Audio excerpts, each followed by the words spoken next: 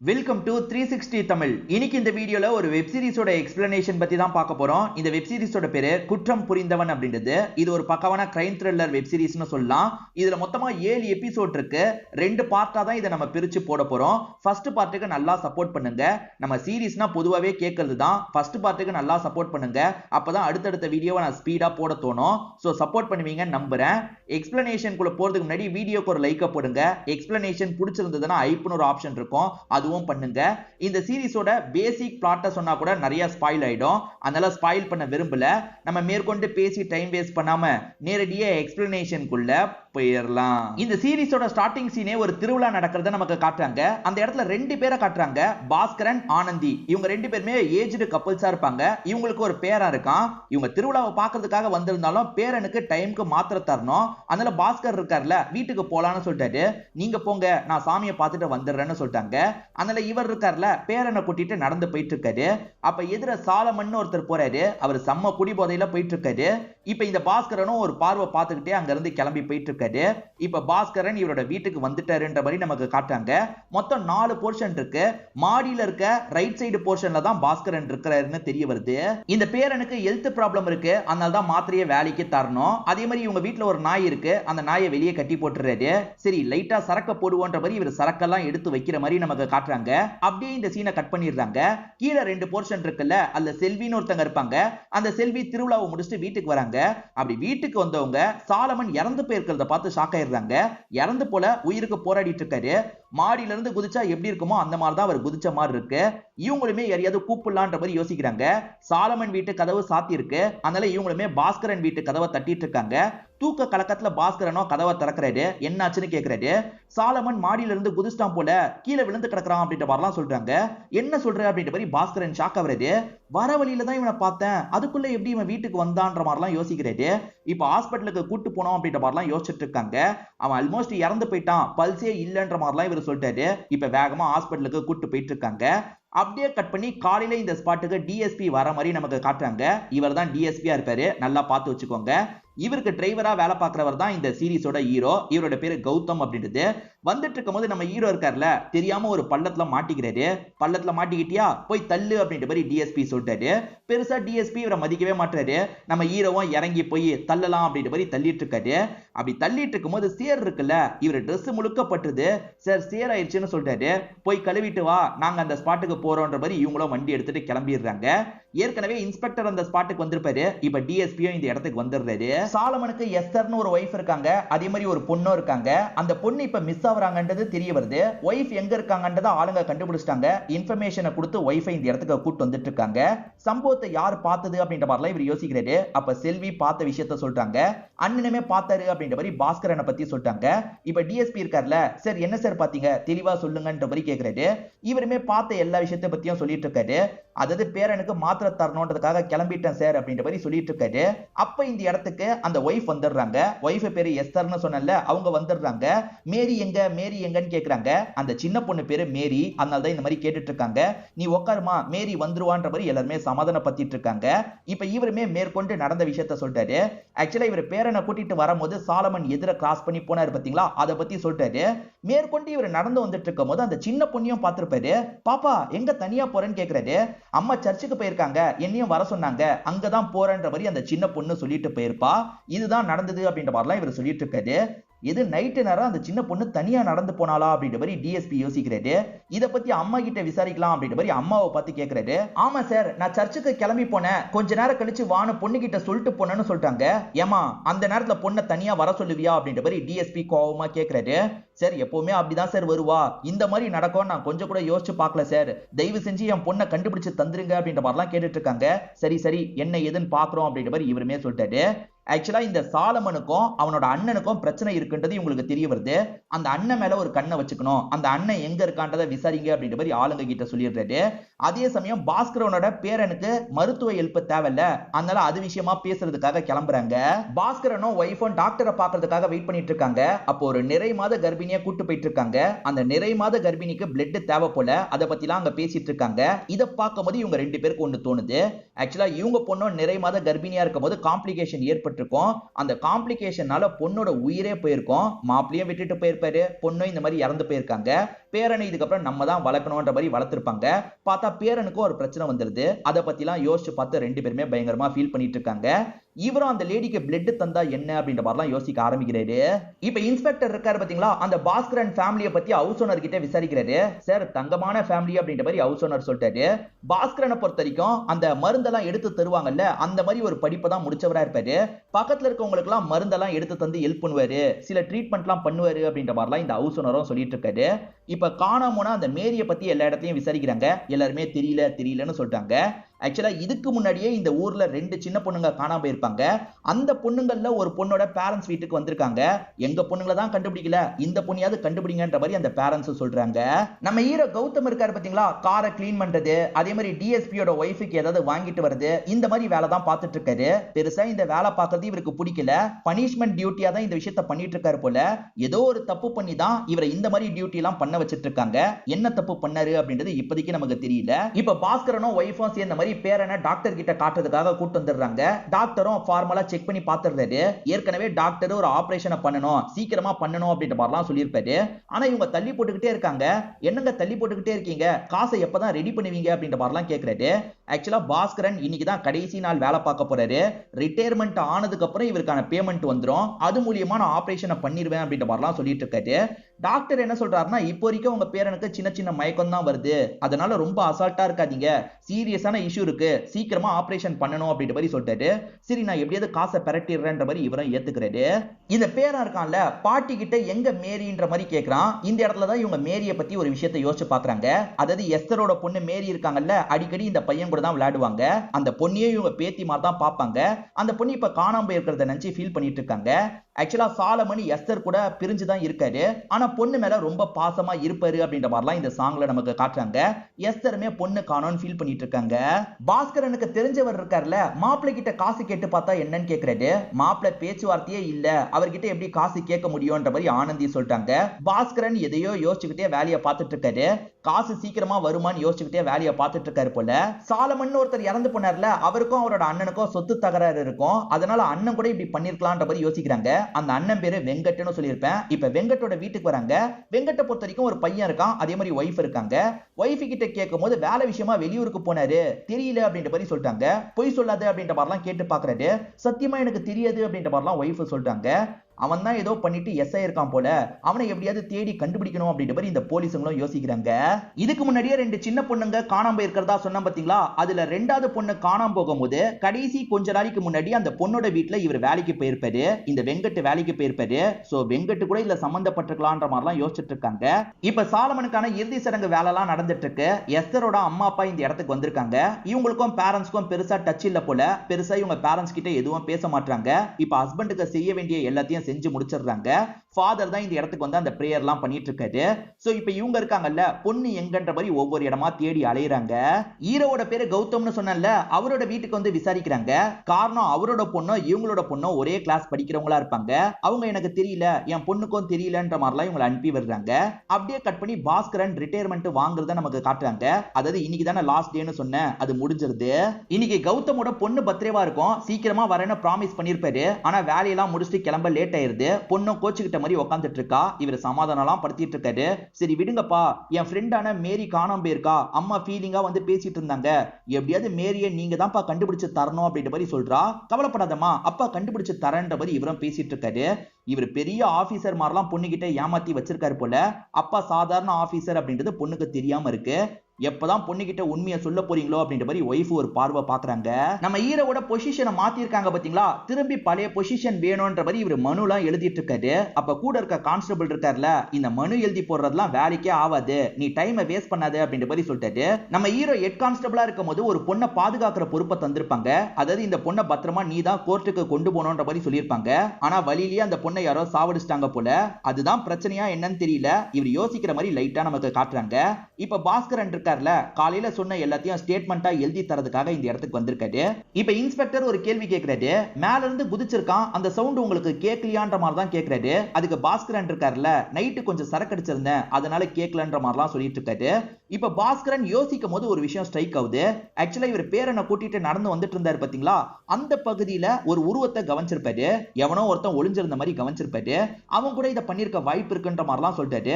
சரி சரி அதையும் ஸ்டேட்மெண்ட்ல எழுதுங்கன்ற மாதிரி சொல்லிட்டாரு. இவரும் ஸ்டேட்மெண்ட்ல அதை எழுதிட்டு இருக்காரு. இப்ப வீட்டுக்கு வரும்போது ஒய்ஃப் ஆனந்தி இருக்காங்கல்ல, நான் எஸ்தரை பார்த்துட்டு வரேன்ற மாதிரி எஸ்தருக்கு ஆறுதல் சொல்றதுக்காக அந்த இடத்துக்கு போயிடுறாங்க.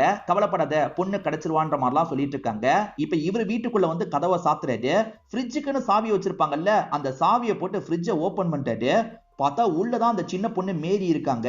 இவர் தான் ஏதாவது பண்ணிட்டாரா என்னன்னு தெரியல. ஃபர்ஸ்ட் எபிசோட முடிக்கிறாங்க.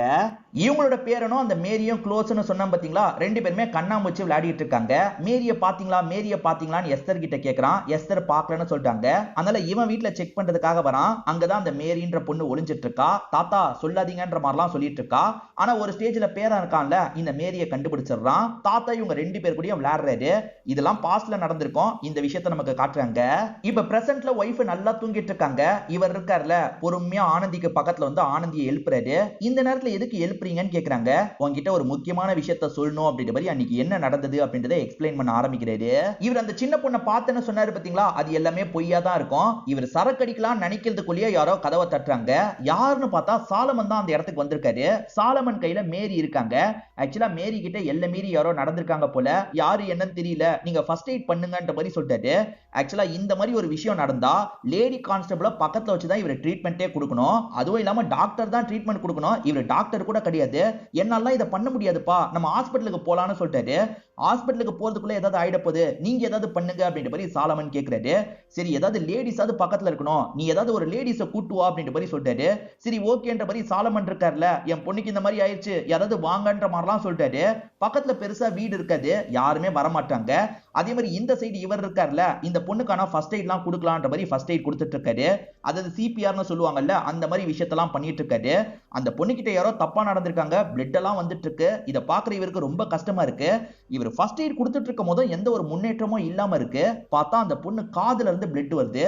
காதுல இருந்து பிளட் வந்தா இறந்து போயிடுவாங்கன்னு சொல்லுவாங்கல்ல, அந்த பொண்ணு இறந்தும் போயிடுறாங்க. இத பாக்குற சாலமன் பயங்கரமா ஃபீல் பண்ணி அழுவுறாரு. நம்ம உடனே போலீஸ் கிட்ட சொல்லணும்ன்ற மாதிரி இவர் சொல்லிட்டு இருக்காரு. அதுக்குள்ள சாலமன் துக்கம் தாங்காம மாடியில இருந்து குதிச்சு தற்கொலை பண்ணிடுறாரு.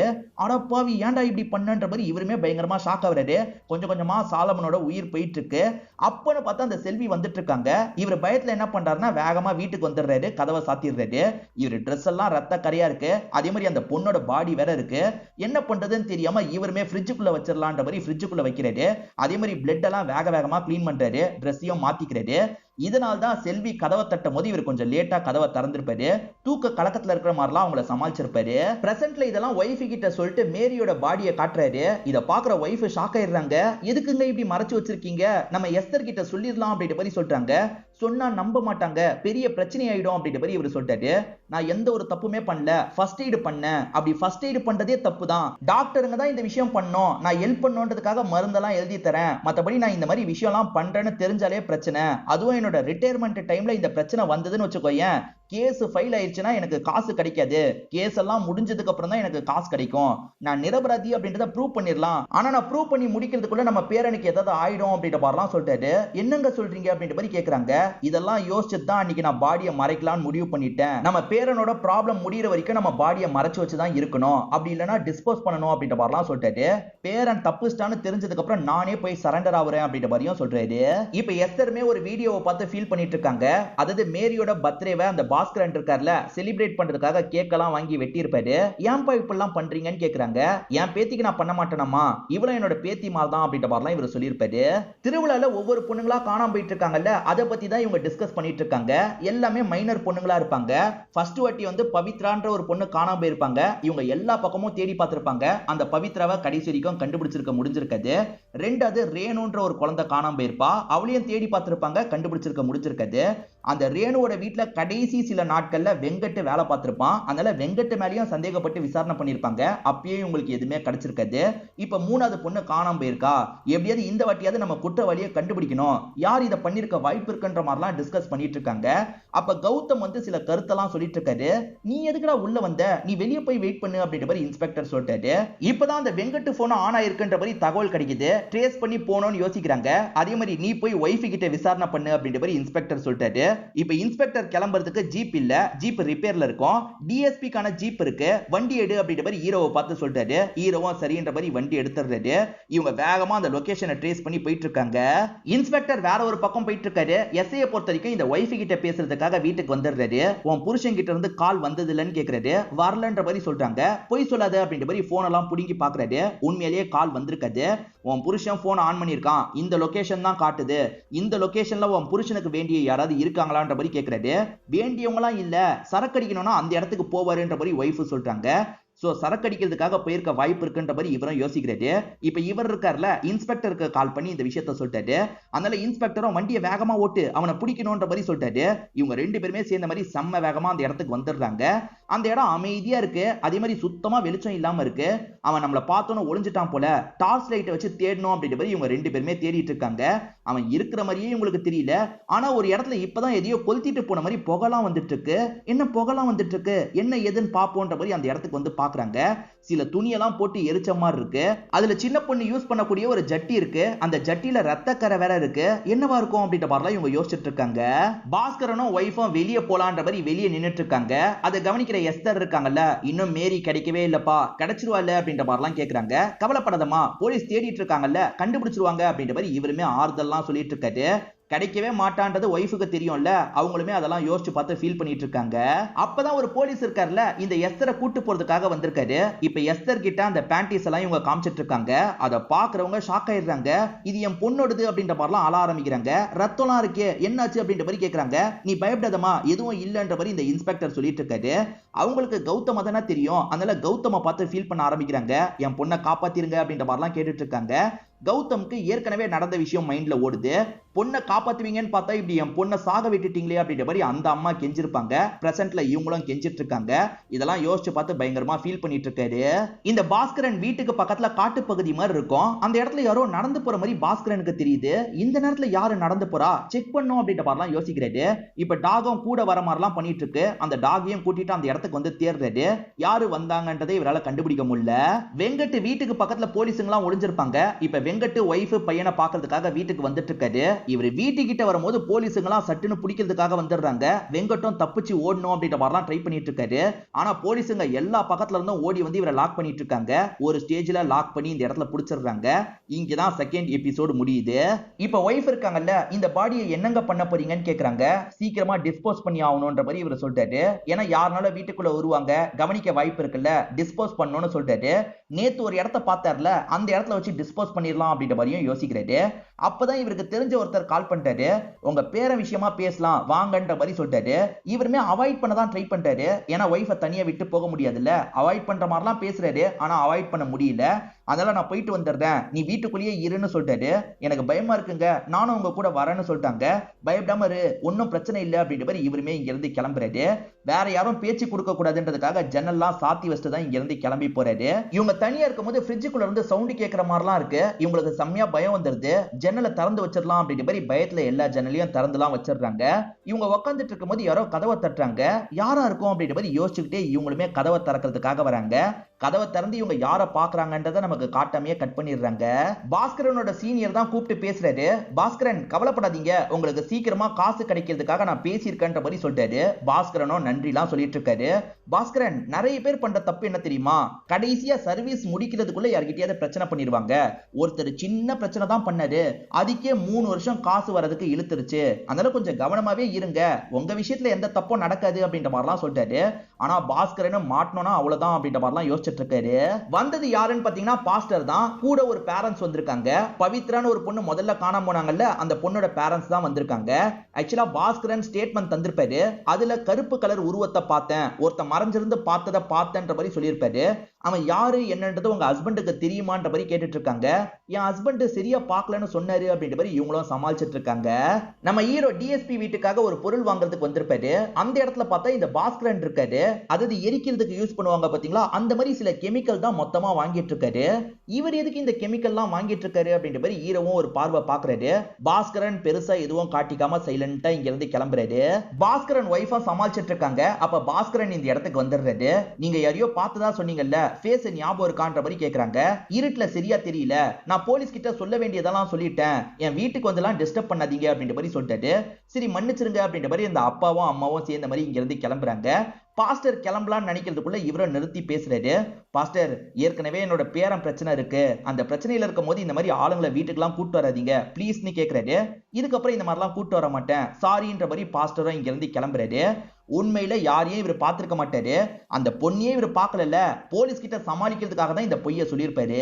அவங்கள வாசலோட பேசி அனுப்பாம எதுக்கு நீ உள்ள விட்டன்ற மாதிரி இவர் கோவப்படுறாரு. இல்லங்க, வீட்டுக்குள்ள தனியா இருக்க பயமா இருந்தது, அப்பதான் வந்தாங்க, அதனால தான் பேசுற மாதிரி வீட்டுக்குள்ள கூட்டு வந்துட்டேன்ற மாதிரி சொல்லிட்டாங்க.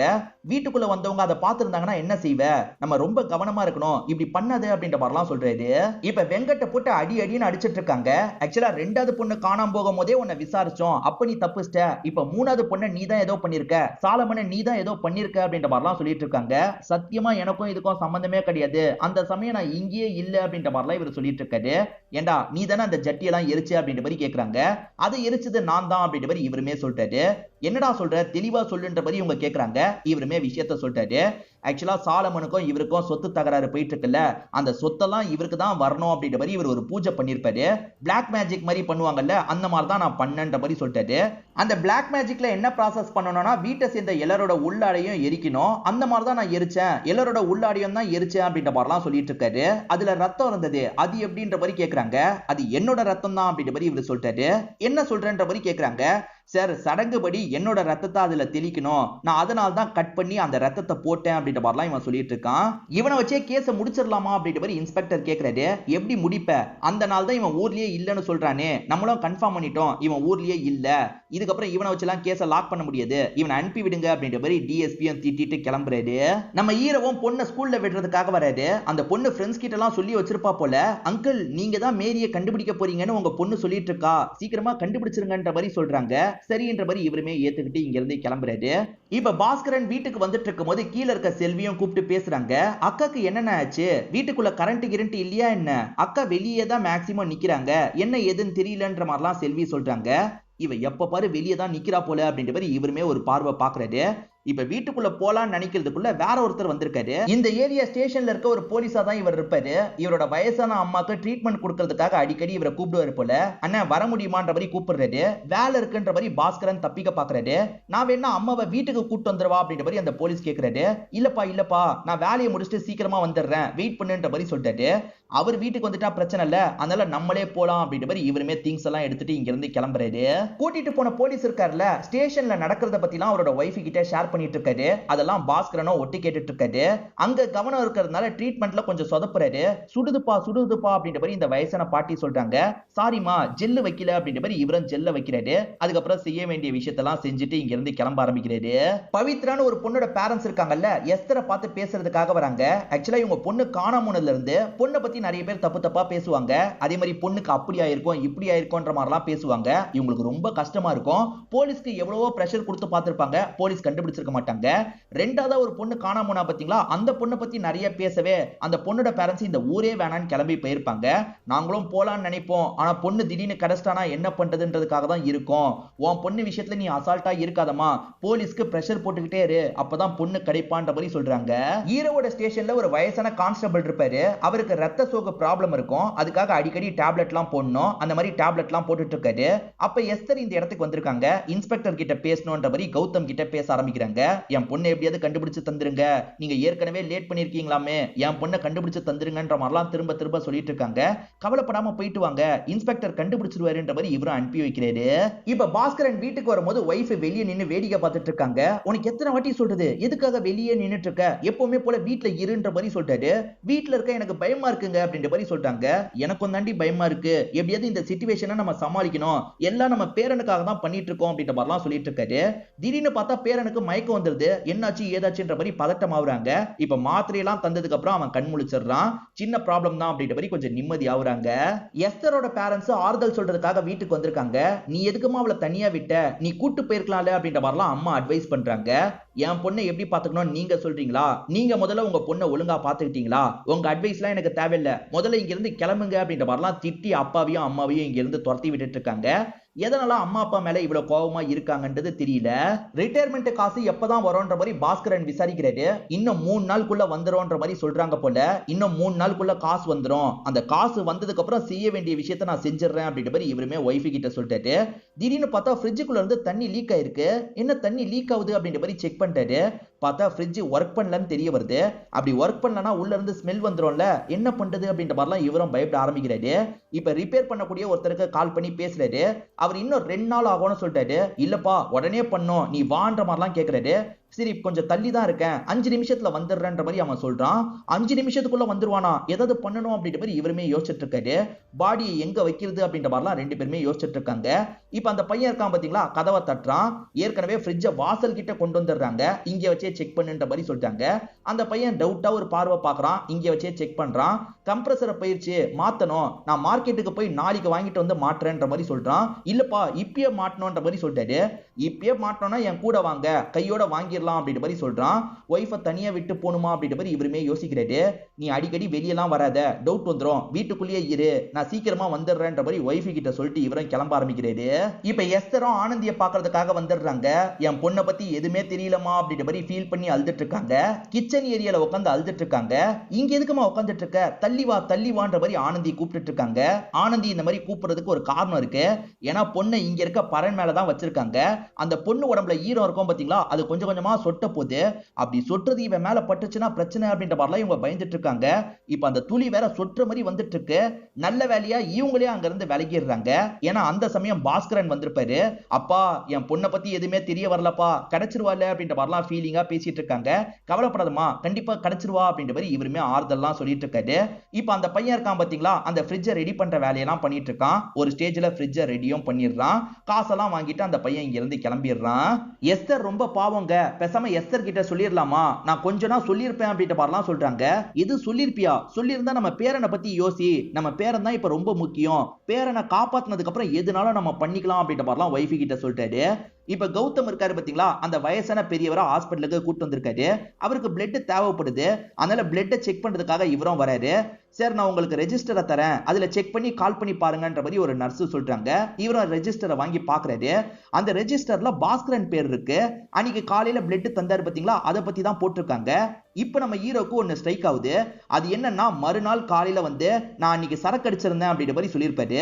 சரக்கு அடிச்சு 24 மணி நேரம் பிளட் தர முடியாதுல்ல.